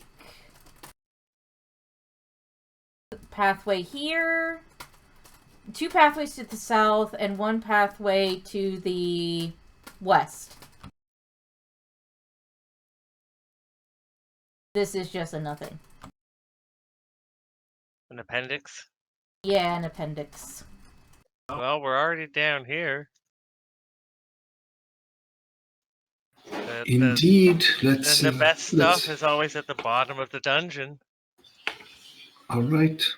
Moving forward, I want to check for traps. Alright, roll me an investigation. We are clear. You can re-roll those. I can re-roll those. Yeah. You are clear. You know that for a fact.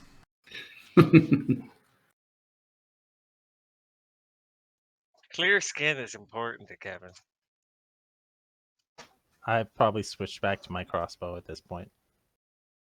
Alright, so you switch back to your crossbow. What do you... Okay, so you enter there. I'm following, keeping my back to rocks, and then jumping out and going and pointing my gun. The whole time going, dun-na, So you're playing like a dun-na. 6-year-old trying to be a SWAT officer? Exactly. You see the remnants of what would have been a door here. I will stealth forward and look in. Or I will motion to Serena if she wants to stealth forward and look in with her dark vision.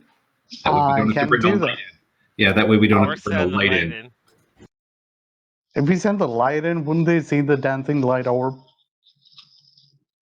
Yes, Exactly. it probably would. The suggestion is that the orbs stay here. You go ahead. You can see in the dark.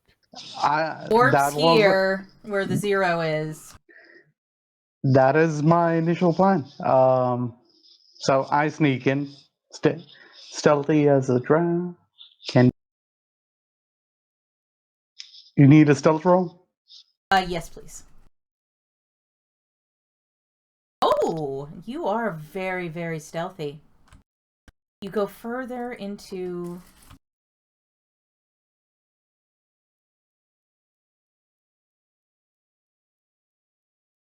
And you see some flavor text. Carved into the porous rock is a short L-shaped corridor lined with several solid doors. A foot of freezing water has accumulated from the water trickling out of numerous cracks in the walls and the ceiling. And you can hear whimpering from behind these doors. What do you do? I put my ear to the. Is there a door directly in front of me where I'm standing? No. It would be over, let me put this down, like here. These are the doors I'm talking about. This used to be, you get that this was a door back in the day, but the doors are actually here, here, here. Okay, here, okay, I here. have a much better understanding. All right, I whisper as loudly as I can to Kevin, who's a little bit away from me. I think I hear someone crying on the other side from here. Like desperate crying, or just run of the mill every day. Your boss looks down on you crying. Desperate I mean, crying. you can desperate crying. We should help them. Should be euthanasia is always the answer. I mean, they're Fine, taxpayers. We should help them. fine. Never let me have any fun. I'm gonna keep. I'm gonna say. I'm gonna tell Kevin.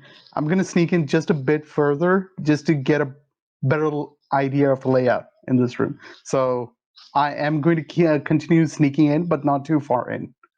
All right. I'll cover them with my pistols. I'll say your stealth from last time still stands. You guys Sweet. just got in here, and yeah. What do you do? All right. So I step in just around. Oh, hold on. Just around over here, and I'm trying to peek in to the opening, to the room on the right, to the top, and to the room in the front. What do I see? Okay, it is a solid wooden door. But you hear through the door like people sort of like coughing and sneezing and crying, and you think you hear someone say a prayer like, Holy Mother and Father, please protect and guide me. Holy Mother and Father, please protect and guide me. Fears of little death. That's what I'm hearing Here's from the the mind room that's on the right. killer. Sorry, That is the what room. yes, that's what you're hearing from like the door. All right. I try to peek in. What do I see? It's very, very small, and you think you can see some human, at least medium humanoids. You can't really tell if they're like a human or an elf or a dwarf or something like that, but you can see like a couple humanoids in this room and they appear to be prisoners, basically. Okay, and now I'm peeking towards the opposite direction, which is the hallway leading south. What do I see? You see more doors very similar to this one. You kind of close your eyes and listen, and you can hear basically the same things coming out of all these doors. And further down the hallway is so far nothing, but you can see footprints. That you can tell this has gotten a very high level of traffic. And are these the similar footprints that we saw in the mud before? Yes, very much so. Okay, so You can kind of see down here and there's another bigger room at the end of this hall. Okay, I sneak back towards the group, and I tell them that everything that you told me, that I heard people inside the rooms, they're praying, they're begging, not begging, they're praying to need help. And I saw footprints similar to the ones that we saw in the mud before. A lot of footprints. What do you guys do? Do we let them out now, or finish and then come back for them? I say we get them on their way out. I mean, we did clear the way for them with the zombies and the skeletons, so it's safe There are passage. hungry wolves outside. Oh, survival of the fittest. That'll be the wolves.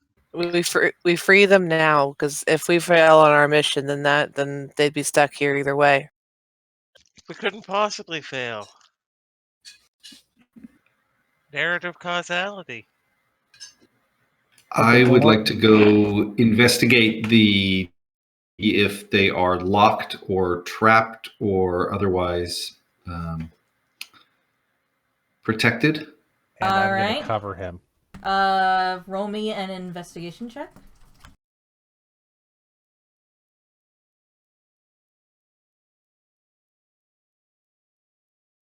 $23. You can tell. Oh, and it's a nat 22.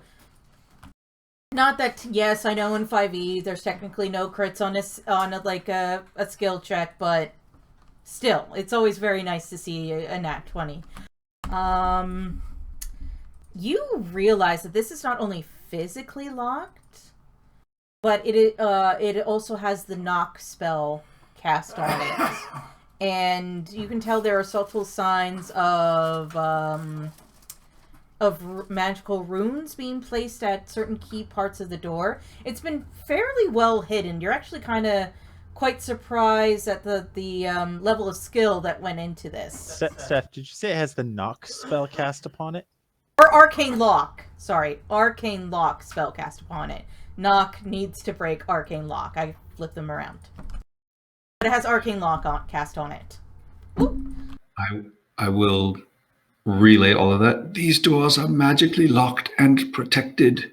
I don't think we will be able to open them on our own. We will have to get the key from, I assume, Ralakai, or if there's a jailer somewhere nearby. Well, let's head to the next section. I mean, I point to Arcady to look south. That the footprints are leading towards there. So All maybe right, we will find the key. I will move on towards the south stealthily.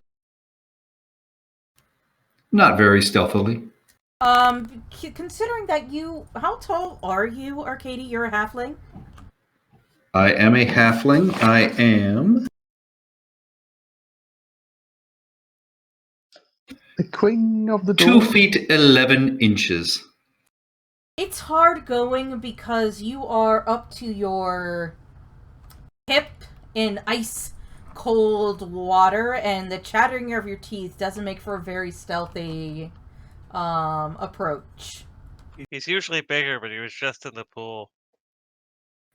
I'm usually 3'1".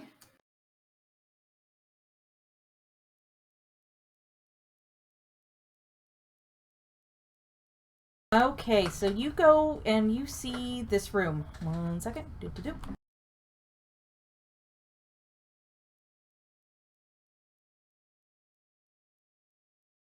This long, curving chamber reeks of rot and death. Fetid water streams down from the ceiling and wall cracks to pour out into a southern passage. In dark corners lie the remains of many chewed corpses, now bloated from the wet. 3 purple-skinned undead humanoids with bloody claws and mouths gnaw with wet crunches on the bodies. Their eyes gleam as they see you and they open their mouths, howling with horrid hunger. It's initiative time, folks! Ah, dang, I didn't get time to move the dancing lights and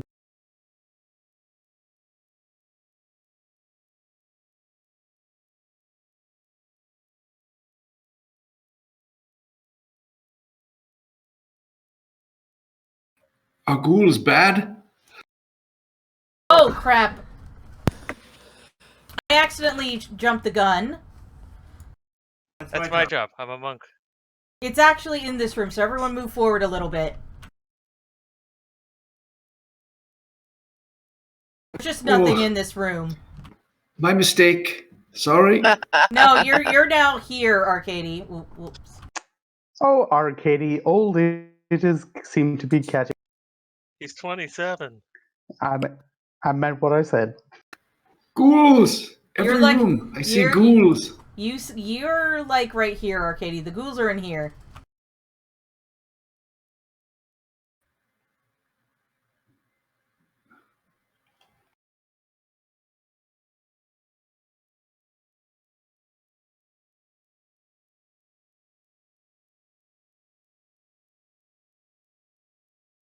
So how are we gonna kill them? The same way we killed the zombies.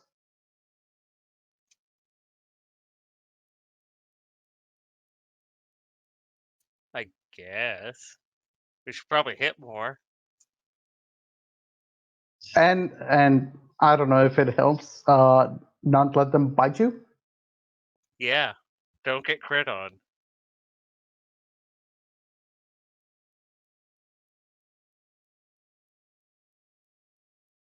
Athena, you're first as always.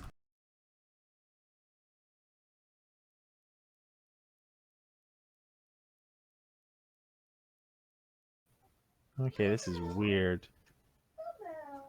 I wonder.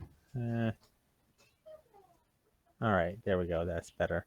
Okay, so hold on, my sheet, and let's look at this. Well, it kind of worked well before. Target number 1. A bonus action ensnaring strike.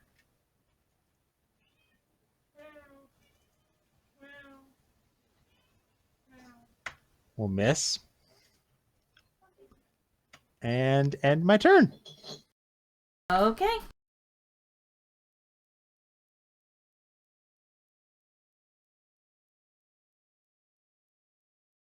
Kevin, it's your turn. All right, so they are. I'll move up here right. And I don't have a pun for shooting at a ghoul, so until I think of one, let's do this. It's ghoul to shoot you. No, I wanted something to do with Glenn Gould. 32 short shots about Glenn Gould. There you go. That's it. Don't get the reference. 32 short films about Glenn Gould is a lovely, lovely Canadian film.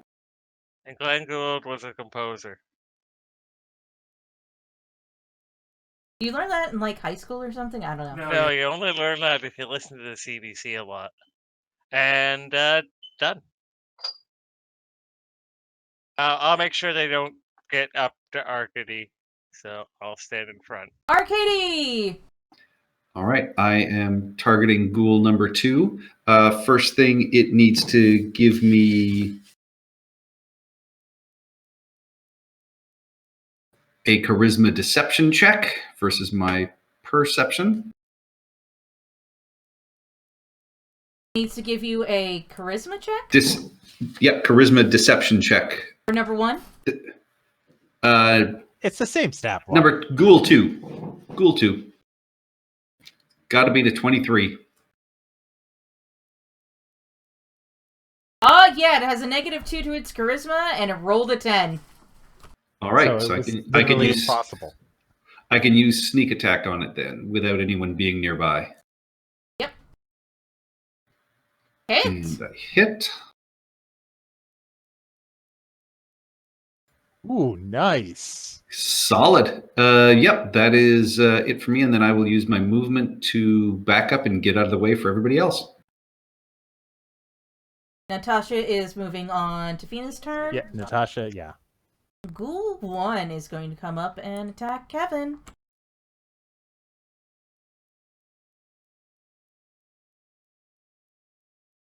And it's going to miss.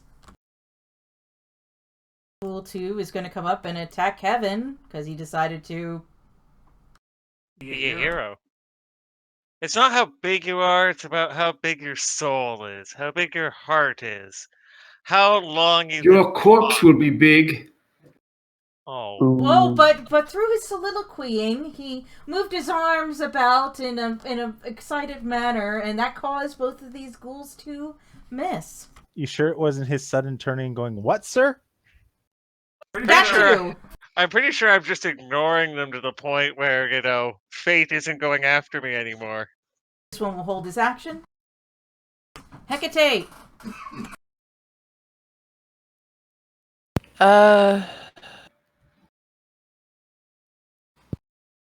Can I get into that spot between the ghouls there on the other side of Kevin? No, I can't because I can't move through their space. Damn.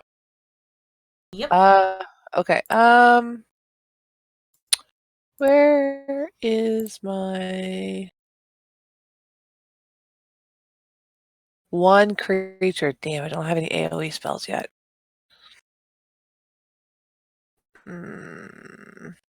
Alright, I'm going to Toll the Dead on the one right in front of Kevin.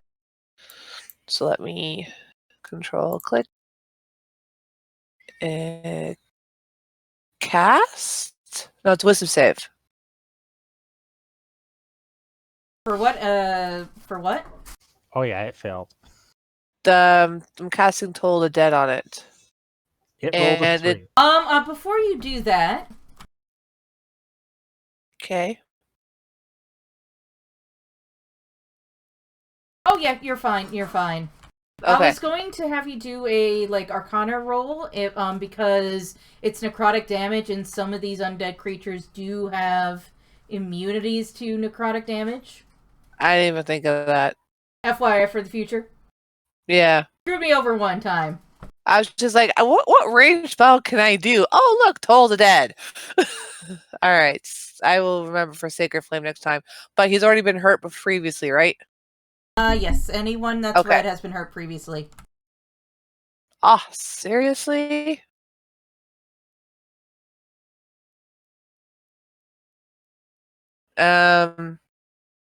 Can't really do anything else.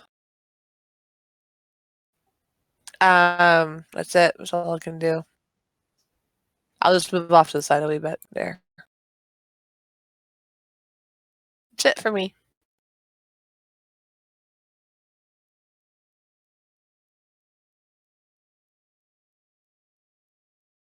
I'm gonna add a crossbow bolt to Ghoul 1. Okay, roll it.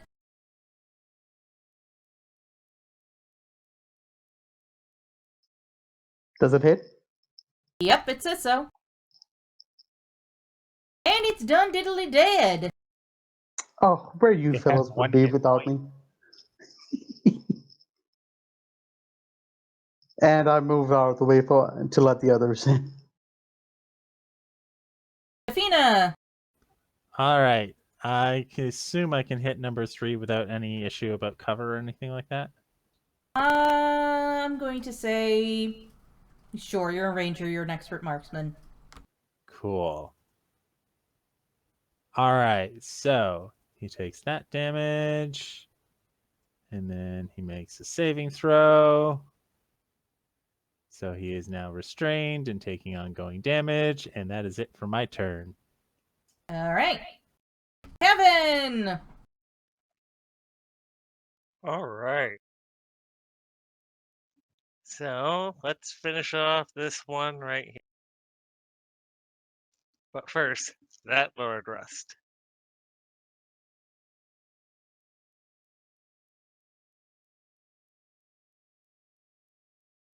First shot. That's a big old.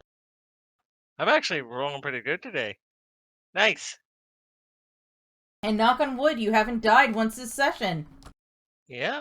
And I'll spend my key point and do my last 2 shots on this. I'd like That'll to be my remind first you it miss. did hold an action. Hmm? Oh, right, it did hold an action, so I'm going to roll it. Oh, I didn't hear that.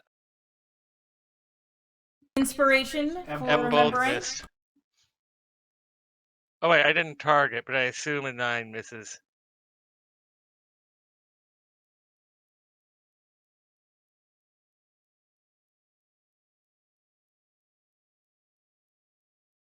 Gotta love restrain.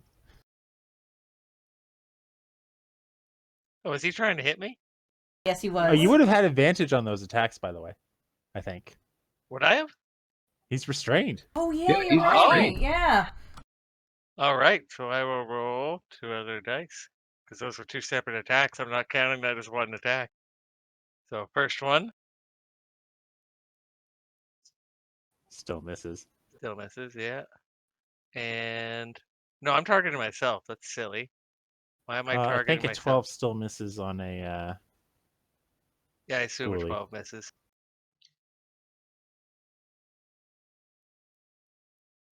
Oh, 1 hit. The irony is it dropped the 7. That was your first attack roll. Yeah, true.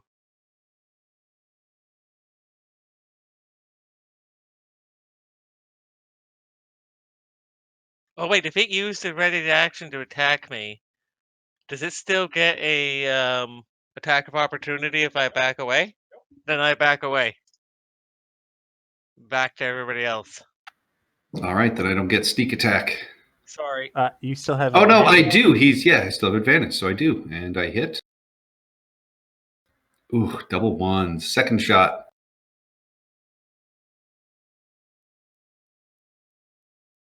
And he's dead. Seriously, You only need 1 damage? Oh, man. I mean, in theory, on its turn, it would have died anyway, because the lowest I could have rolled was a 1 if you had missed. Yeah, no, that was a terrible sneak attack, but yeah, thankfully it all worked out.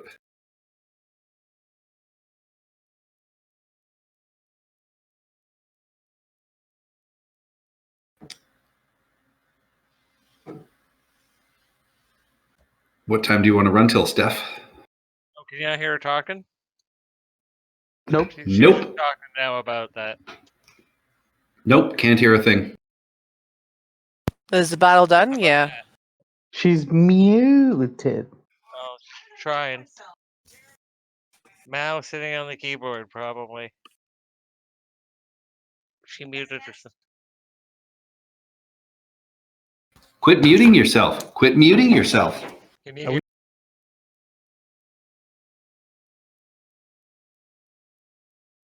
Did the cat unplug Oh, the wait, cable? here we go. Here we go. Yeah.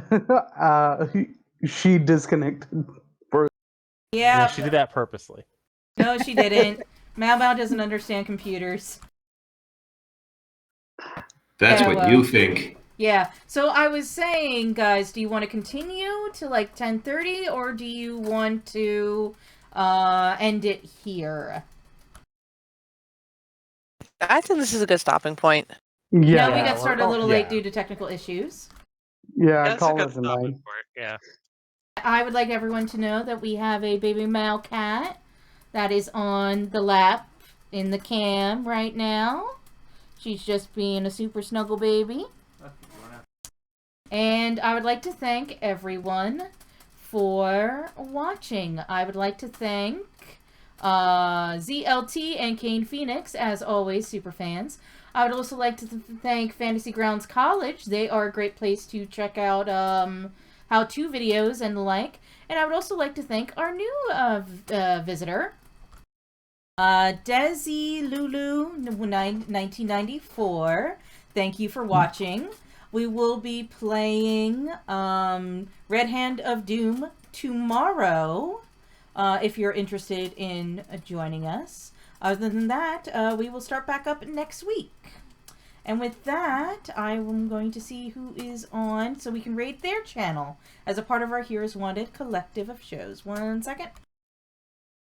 Yes, join in for Red Hand of Doom to see if one of our players gets out of a bag of devouring.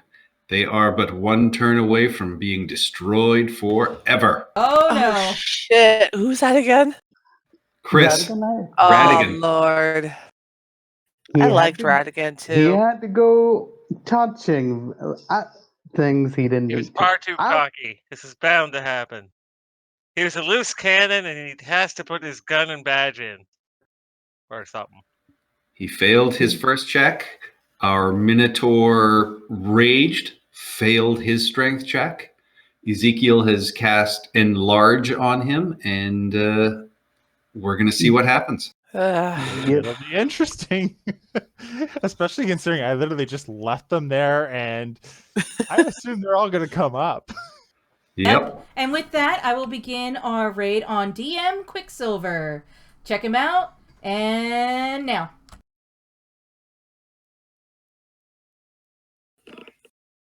Should be raiding. I will end the stream. Have a nice night. All right, that was fun.